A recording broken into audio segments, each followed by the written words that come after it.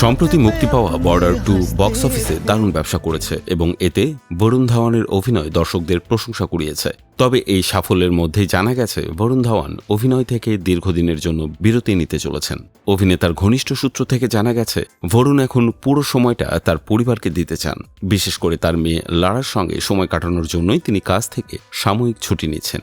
তবে ভক্তদের একাংশ মনে করছেন বর্ডার 2 মুক্তির আগে বরুণ যেভাবে সামাজিক মাধ্যমে ট্রোলিং বা কটাক্ষের শিকার হয়েছিলেন সেটিও এই বিরতি নেওয়ার একটা কারণ হতে পারে।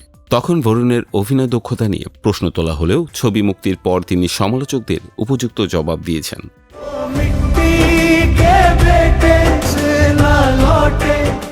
বিরতিতে যাওয়ার আগে বরুণের একটি ছবি মুক্তি পাওয়ার কথা রয়েছে। তার বাবা ডেভিড ধাওয়ানের পরিচালনায় এ জাওয়ানি তো ইশক হোনা হে সিনেমাটি আগামী 12 জুন মুক্তি পাবে। ইয়াসের টক্সিক সিনেমার সাথে বক্স অফিসের সংঘাত এড়াতে ছবিটির মুক্তির তারিখ কিছুটা পিছিয়ে দেয়া হয়েছে। এই ছবিতে বরুণের বিপরীতে দেখা যাবে পূজা হেগড়ে ও মৃণাল ঠাকুরকে। বরুণ ধাওয়ান নিজে এই বিরতির বিষয়ে এখনও কোনো আনুষ্ঠানিক ঘোষণা দেননি, তবে শোনা যাচ্ছে 12 জুন ছবির কাজ শেষ করেই তিনি লম্বা ছুটিতে যাবেন।